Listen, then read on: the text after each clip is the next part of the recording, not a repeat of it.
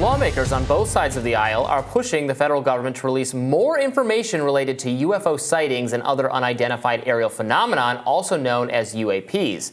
Today, the House Oversight Subcommittee on National Security dug into this issue during a hearing on Capitol Hill featuring David Grusch, a whistleblower who has accused the government of withholding information related to UFOs.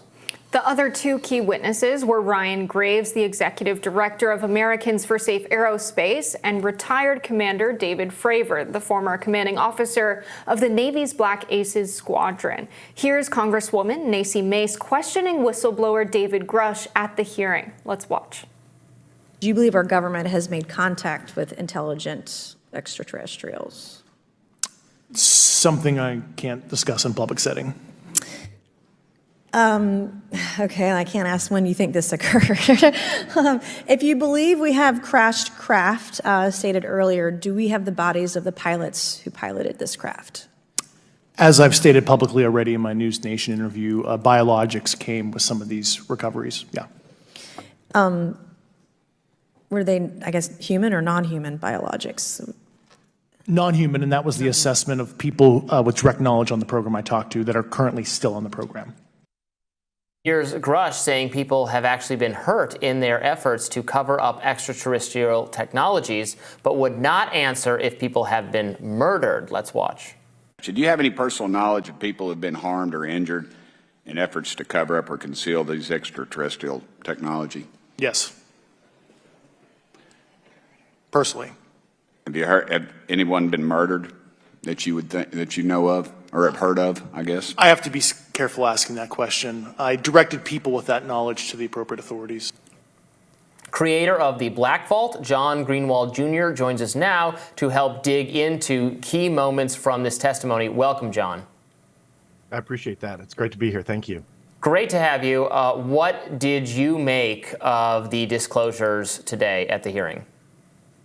You know, it was a lot of going back and talking about the importance of UAP, flight safety concerns, and all of that is of paramount importance. We have to look at this topic. It's something that's been around for decades.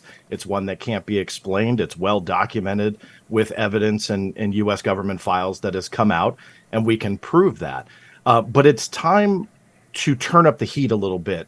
I think that we need to get the agency heads in those seats. The witnesses today, I think, did a great job. Ryan Graves and David Fravor, I think, brought a lot to the table. They were excellent with their testimony. David Grusch was as well, but I'm a little bit more skeptical about the explosive nature of the claims that he's bringing forward. So what we need to do is essentially have the people that are feeding him that information and get them in the seat and turn up the heat there and ask important questions and get this out to the general public. Yeah, it sounds like he's interviewed over 40 witnesses over the past 4 years and has enough detailed information that he knows where UAPs were recovered, that there are over a dozen spacecraft, and even that there was some non-human, biological remains taken from some of these spacecraft. What do you make of the claims that, some of the UAPs were piloted? Yeah, I mean, that's an explosive claim. We need to dig into that. But again, these are stories that he's heard, he's come forward with. And look, I don't really have reason to believe that he's sitting there lying and manufacturing this. But where I want to, what I'd love to see is Congress to dig in more of that, dig into that background. Now, I know that this is an important first step, and many will argue this is a step process that they need to, essentially start here and go from there. But let's face it, I mean, the explosive nature of these claims is literally humanity changing. And I think that the people that Grusch talked to that brought him those claims, those are the ones that need to sit in front of this committee. And although today was great, we've had these hearings now. We've had government reports that have already locked in the importance of UAP, the safety concerns, and how it needs to be dealt with. So we've established that foundation is solid. It's time to move forward because there's more explosive things to look at. And if we can dismiss those, if there's nothing to it, then let's do that. But focus on these phenomena. It is real, and go from there and take appropriate action and ask appropriate questions. Yeah, as David Grusch acknowledged in his answer to Congresswoman Nancy Mace, he had this huge claim, which, if substantiated, would be one of the most important discoveries ever made on the planet, that there are non-human bodies of non-humans recovered with these crafts.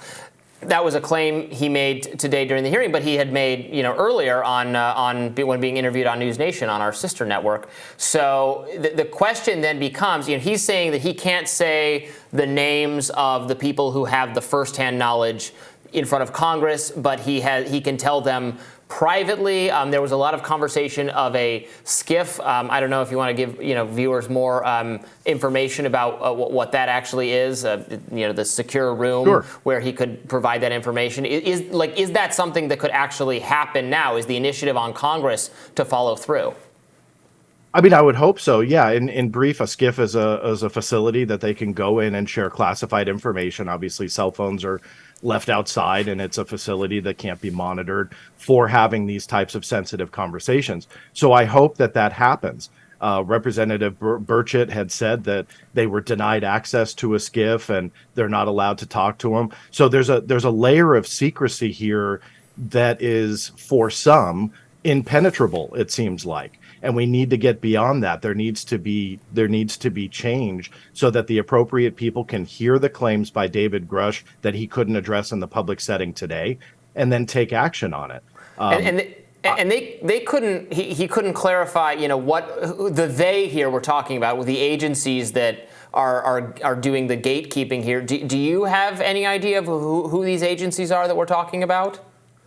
Yeah, in my opinion, there's quite a few that are gatekeeping Department of Defense as a whole. I mean, away from David Grusch's claims, there is a very provable history with documented evidence officially released through the Freedom of Information Act of a cover-up that has lasted decades. And even though we are hearing about UAPs more, and they're talking about UFOs, and they're even researching them and investigating them inside the DoD through the Aero office, the secrecy has strengthened in the last couple of years, not loosened. And so there is something about these phenomena that whatever they are, whatever the root of it is, they do not want us to know the truth behind it. And I would love to see, again, some of those agency heads in that hot seat. The Department of Defense's Inspector General is one of the top of the list, in my opinion, that should be in there. For the last couple of years, they've run what they call an evaluation on UAP within the IG's office there, looking at how the DoD has handled UAP as a whole. Where is an update on that? It's been going on literally for a couple of years now. Let's ask, where are you at? Have you looked at any of these more explosive claims? Why is there this secrecy? Why are you ignoring much of this that has been around for decades? Now, arguably, they are dealing with it now, but their response is, well, we don't really have anything of great importance to report. Paraphrasing there, but that's essentially what they're saying. On the contrary, there's documented evidence that shows this stuff can't be explained. And I think that's where Graves and Fravor's testimony is paramount, but they sit on the top of a bigger pile of evidence already there. So let's get those agency heads in there and start grilling them with the same type of heat that we've seen in other hearings outside the UFO arena. John, you posted your ideal witness set up for this hearing on Twitter. Do you want to explain that for us?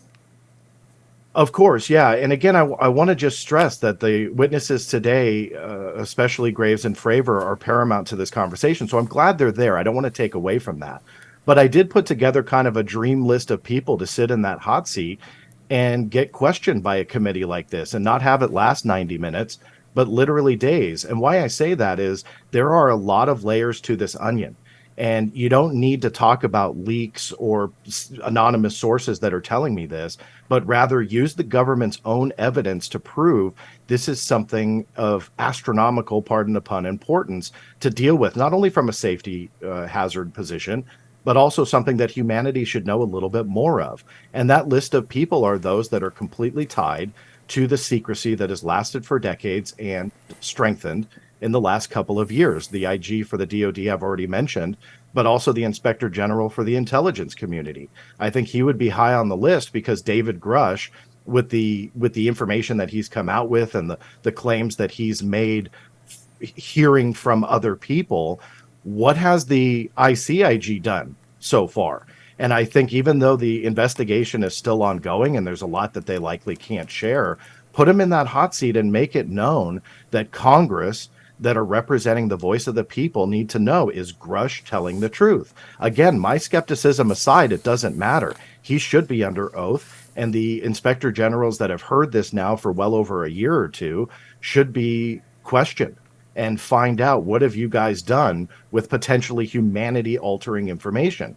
And if there's nothing there, let's hear it. If there's something there, let's hear it. And if they have to go behind closed doors, well, fine, do it. But the time is now. I mean, we can't just have these beginning points and starting points, because in my opinion, we've already had multiple starting points. That foundation on the importance of this topic is there. So let's move forward. Creator of the Black Vault, John Greenwald Jr., thank you so much for breaking this down with us. We'll continue to cover the issue. You're very welcome. Thanks for having me.